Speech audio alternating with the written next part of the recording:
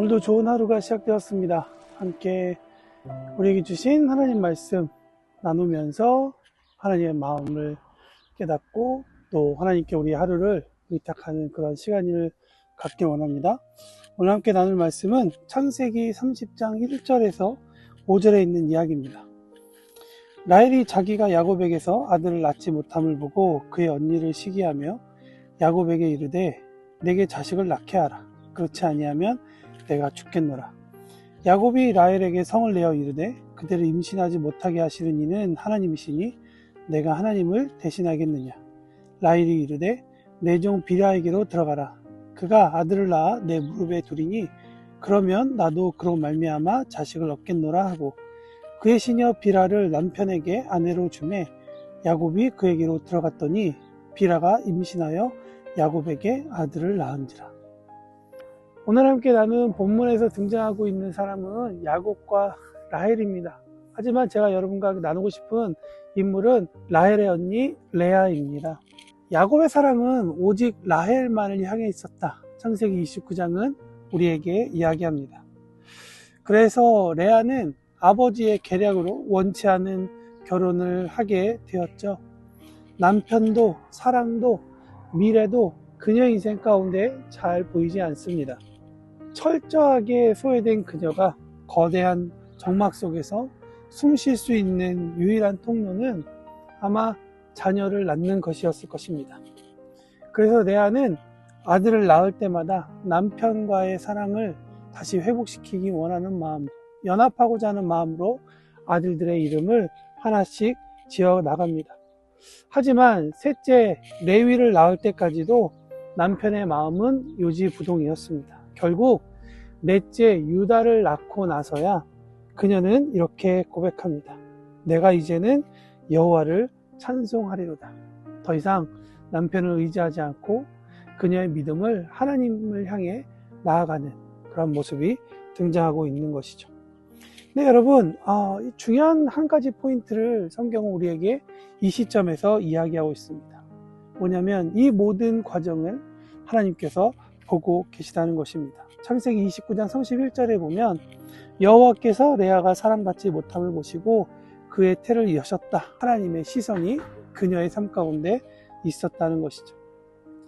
여러분, 레아는 자식을 낳는 어떤 자연스러운 인생의 흐름을 그녀의 욕심과 그녀의 야망을 자식들 가운데 둔 모습을 발견합니다. 그래서 축복받아야 할 아이들이 자기의 열망과 욕심으로 인해 그들의 인생의 이름이 그 모든 수고를 지어지고 있음을 보게 됩니다. 철저하게 망가져가고 있는 레아를 주님께서는 그냥 두지 않으시고 그녀를 사랑하시고 소외된 자들을 돌보시는 하나님의 은혜가 레아에게 함께 하고 계심을 성경은 우리에게 이야기하십니다. 그리고 오늘 우리가 읽은 30장에 넘어와 보니 이러한 상황은 확장되는 것을 보게 됩니다. 남편의 사랑을 독차지했던 라헬이 자녀가 없는 절벽 앞에 서자 잠잠할 것 같았던 이 레아와 라헬 두 가족 간의 전쟁이 다시 시작됩니다. 그러면서 레아 가운데 잠깐 잠잠했었던 그 쓴뿌리가 다시 일어나는 모습이 등장하죠. 레아의 찬송 뒤에는 이어지는 라헬의 절규와 질투, 그리고 이어지는 여종들의 출산의 전쟁은 인간의 욕망으로 물들여지고 있었습니다. 자녀들이 축복이 아니라 어미들의 욕심과 일그러진 갈망의 부산물이 되었다. 자녀들의 이름으로 불리울 때마다 어머니의 슬픈 그림자가 그들의 이름 가운데 있었다는 거죠. 사랑하는 성도 여러분, 혹시 우리 가운데에도 이러한 모습이 있지 않나 한번 생각해 보면 좋을 것 같습니다. 어린 자녀들에게 우리의 꿈을 다 담아내고 있지 않은지, 우리의 자녀들이 하나님의 자녀요, 독특한 이 땅의 유일한 존재인데 단지 우리에게 태어났다는 이유만으로 우리가 우리의 것으로 생각하고 있지 않은지 생각해 볼 필요가 있습니다. 그렇지만 사실 오늘 본문은 우리에게 조금 더 확장된 개념을 설명하며 우리에게 질문하고 있다고 생각합니다. 이것이 단지 자녀들의 이슈로만 볼까요? 저는 우리가 열심으로 낳은 또 다른 자녀들인 우리의 일과 우리의 업적들도 생각해 봐야 한다고 생각합니다. 어쩌면 나의 만족을 위해 나의 욕심들이 만들어낸 수많은 결과가 그 태를 열어주신 하나님의 은혜를 기억하기보다는 나의 욕심으로, 나의 자아로 그런 것들이 만들어내고 있지 않은지 생각해 볼 필요가 있다고 생각합니다.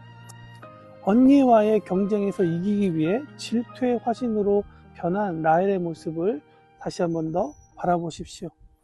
남편에게 성내고 으름장을 놓는 표독스러운 여인, 아니 욕망이 빚어낸 일그러진 초상만이 라헬에게 남아있을 뿐입니다. 이것이 하나님 없는 열심히 만들어낸 비극이라 할 수 있습니다.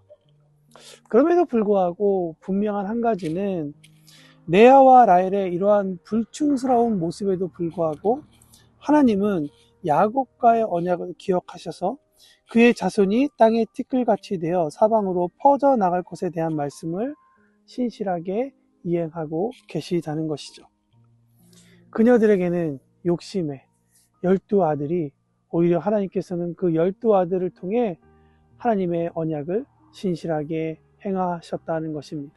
비록 우리가 우리의 욕심으로 잘못된 선택으로 일궈낸 어떤 결과를 할지라도 하나님은 우리의 연약함을 들어 오히려 하나님의 더 위대함을, 하나님의 아름다움을 드러내게 될 것입니다. 하나님은 레아의 아픔을 아시듯 당신의 아픔을 알고 계십니다. 당신의 고민을 알고 계십니다. 라헬의 슬픔을 바꾸십니다. 태를 여시는 하나님을 신뢰할 수 있는 우리 모두가 되기를 예수님의 이름으로 축원합니다.